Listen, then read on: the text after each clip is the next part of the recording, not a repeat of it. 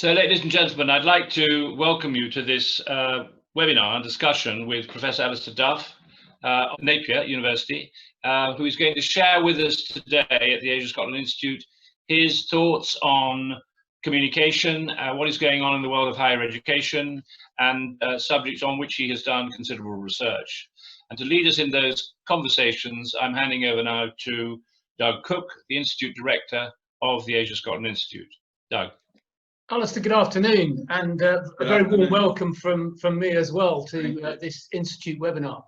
I suppose to start, we were really interested in your article in the conversation about how, in the context of coronavirus, you were suggesting that we've effectively passed the Great Information Society test. And I just wondered if perhaps you could talk us through that, please. Well, I'd like to start by saying hello to everybody. I can't see you. I mean, this is itself an experiment, isn't it, in remote something or other. And yeah, I wrote that article because I just sense that with this lockdown due to coronavirus, we are undergoing a great societal experiment, you know, not just in Britain, Scotland, but in the whole world, a global experiment. You know, we're going through something, and you know, you could say it's a test of the information society thesis and optimism. You know, and the whole concept that we've moved into an information age. It's the first global test of that, and it's been forced upon us. You know, just overnight we had to go remote.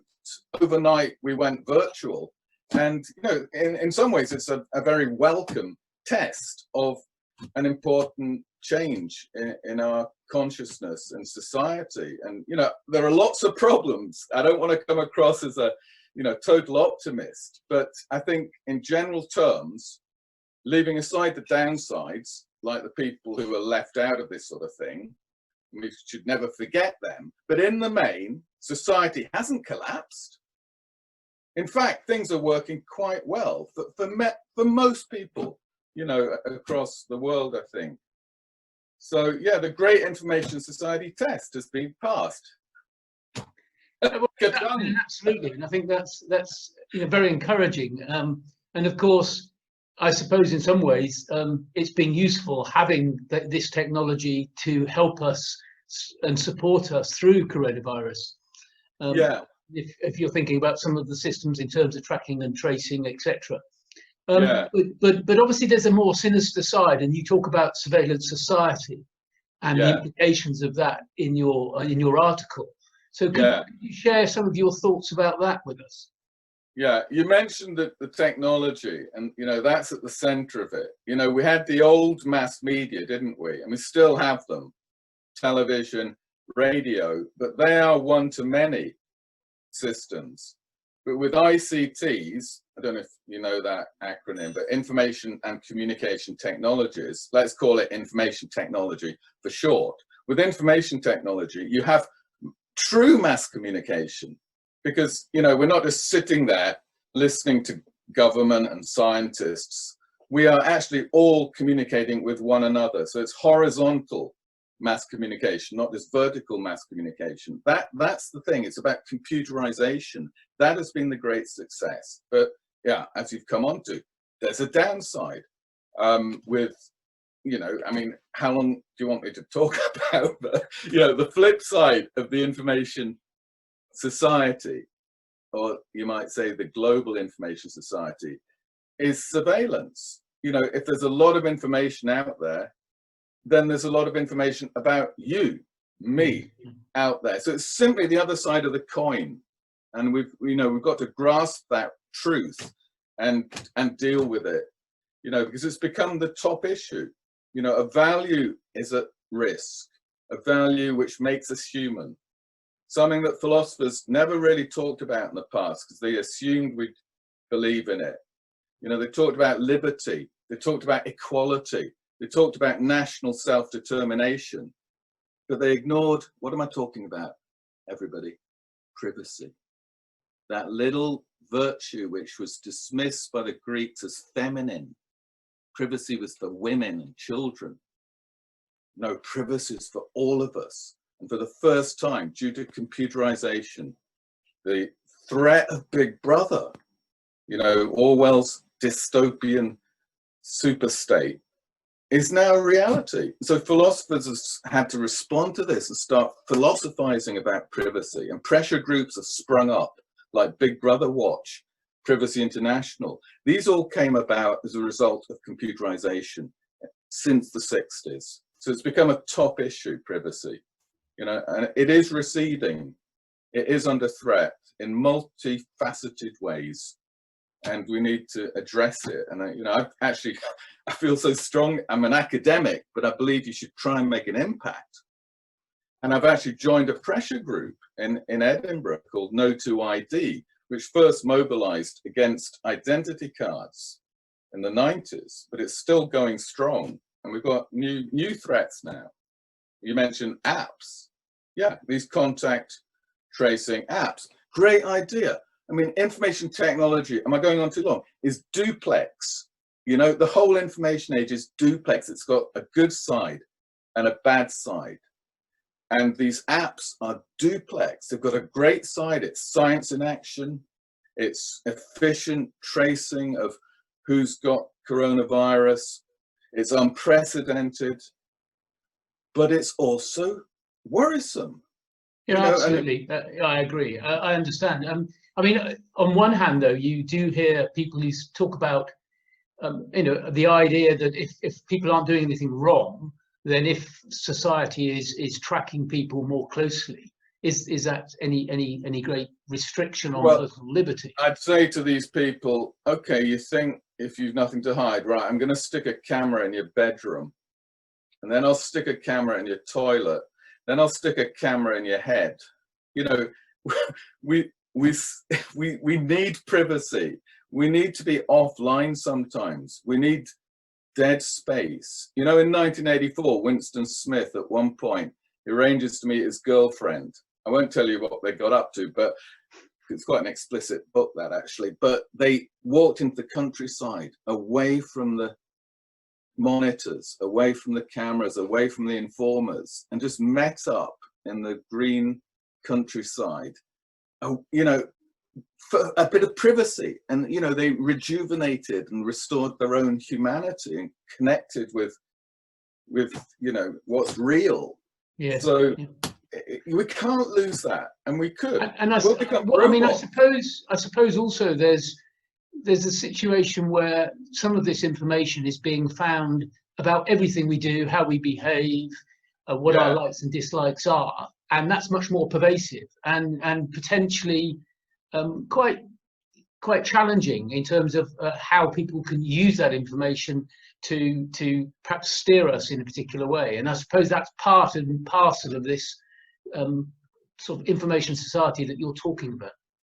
It is. I mean, we've got data glut, you know, and we are shedding data all the time. You know, we're leaving footprints. I mean, I'm not saying anything revolutionary or even anything other than a cliche, but we are, you know, monitored more than ever before. We're accomplices in it. Some of it is, I mean, the biggest threat to privacy is not the Big Brother state.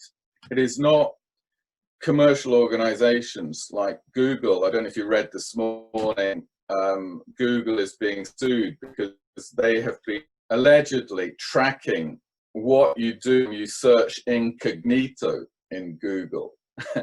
And, you know, it may well be that they're actually more interested in what you're looking up in incognito mode, because that's the true you, than what you're doing in your normal Google searches. You know, it's become just a panopticon, and we need to navigate it. We need to navigate it, and perhaps we need, I mean, with these apps, just to finish on that point, where do these apps, these contact tracing apps end? I mean, what about other viruses? What about flu? You know, ordinary flu. Will it stay in place?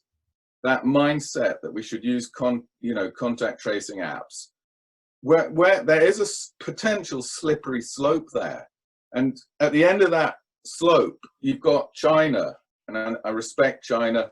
I know you do, but they've got quite an authoritarian approach to this. They're not the only ones, and they've got this notorious social credit system. And if no one knows about that, you need to look it up quickly, because what they've done is transplant credit worthiness, you know, as in you've got a credit rating, which we all know about, we've all got. They have a social credit rating, whether you're socially credit worthy, and they've amassed all these data, your Google searches or whatever they use over there, camera traces of you, all of it, where you travel, your educational data, all of it. And they are giving you a score and saying this citizen is socially credit worthy. And if you're not credit worthy in the government's eyes, you are losing benefits. You know, like you can't travel, you can't get out of China, you could lose a job. Now that is absolutely out of the playbook of George Orwell's 1984, which is meant to be a warning, not an instruction manual. But it's interesting because it's not just China. I mean, you've got examples of democracies, for example, in Taiwan and South Korea, who perhaps culturally are more attuned to accepting this sort of level of invasive technology. And it's proving very, very successful in terms of treating coronavirus at the moment. Yes. And in fact, most Chinese, I've read research on this, are not too bothered about it. And, you know, if you get on the ground in China, people do criticize government, and they're not as unfree as we tend to stereotype them as being from the West. So you're quite right. I mean, we could go into lots of stuff there, like has individualism itself really broken through in China? You know, has there been an enlightenment?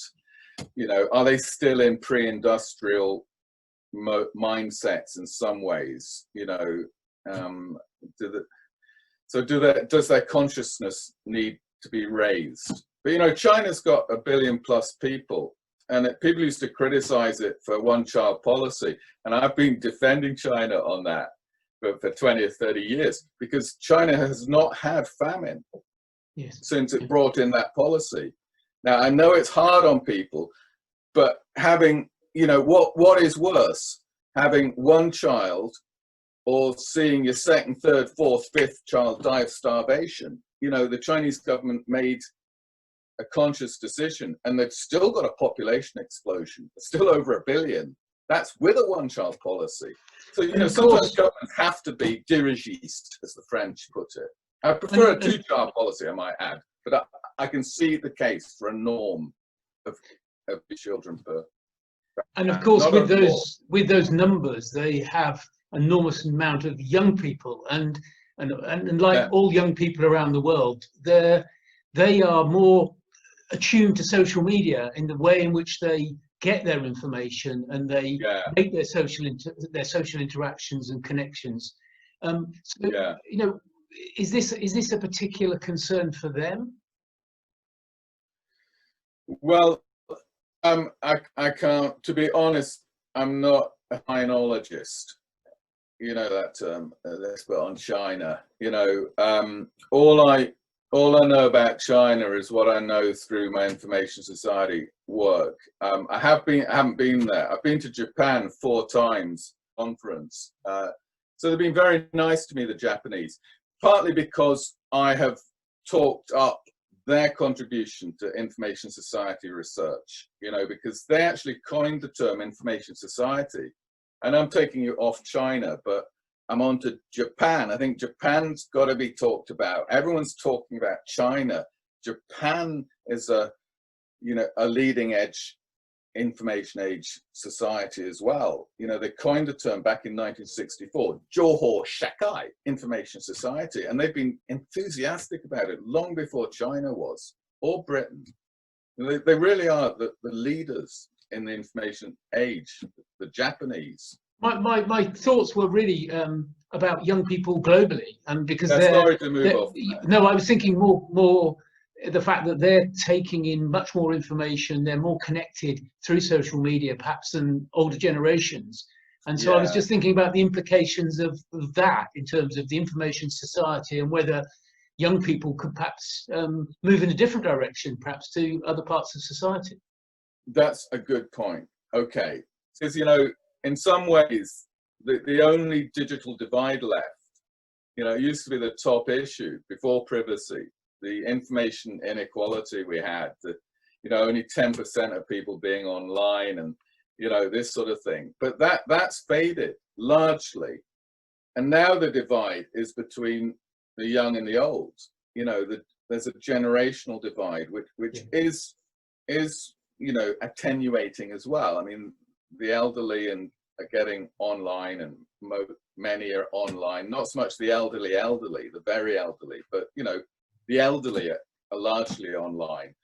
But young people, yeah, they're making the running, and I don't think they're thinking hard enough about social media's negative side, and I think they are giving too much privacy away. And I've had to come off Facebook because I just felt it compromised me too much. And the only social network I'm on now is LinkedIn, because LinkedIn is a professional network, and you don't tend to get caught out. You don't tend to, reveal too much about yourself. So I can cope with LinkedIn, but young people are just blurring the private and the public, and blurring the private and the workplace, privacy in the workplace, blurring different contexts. Everyone's your friend on Facebook, whether it's a casual acquaintance you met at the railway station pre-lockdown, or someone who's just joined you out of nowhere, your family, your partner, so there's context collapse on Facebook. And I recognize that phenomenon. Do you think it's sort of isolated to the West, if I can use that term, or do you think it's something that's more general and more global? I think it's more general. I mean, one of the first people who joined me on Facebook was when I went to that conference I was talking about, and that was 2000 or something, and all the young people were into Facebook. Maybe it's after that, but it's early days of Facebook. They were all wanting to join me, and I was older than them, and they were right into Facebook. I think it is a global phenomenon, and it's going to lead to homogeneity, to one sort of sensibility among young people across the world. And in some ways that's a good thing. I think the young of China are going to be demanding more rights and more freedoms than the older generation, who are quite quiescent and compliant. So I think we're going to have another youth revolution, it's 60s again, And what about more fundamental social change? I don't know sort of what your views are about sort of technology determinism and all that sort of stuff, but I just wonder whether you see the effects of this technology actually impacting on the way in which social constructs, social connections are made. Yeah, big question. As I say, it's an experiment, and the thing is to see what comes of it.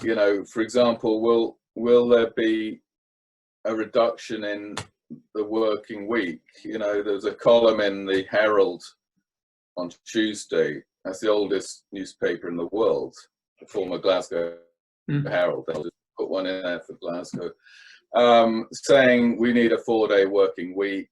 And this is a great opportunity to implement that, not just talk about it, as we come out of lockdown. And but I don't think we're going to lose face-to-face connectivity. Remote is second best. Much as it's great to look at you on a screen, it'd be much nicer if we were together in a room. I'm missing a lot of cues, your body language, and there's slight lag, and just presence, human presence. We're body and soul, and relationships are breaking down under this lockdown. Long-term relationships, I've seen it happening in my own wider acquaintances, and You know, I don't think we're going to give up on proximity and physicality, you know, because we're human beings and we're not robots. What structures might change? I mean, the early information society theorists were largely optimistic, if not utopian about it. In fact, the Japanese thinker Yoneji Masuda talked about, he coined the term computopia, and he thought computers could bring about a social utopia. Now that has dulled that optimism.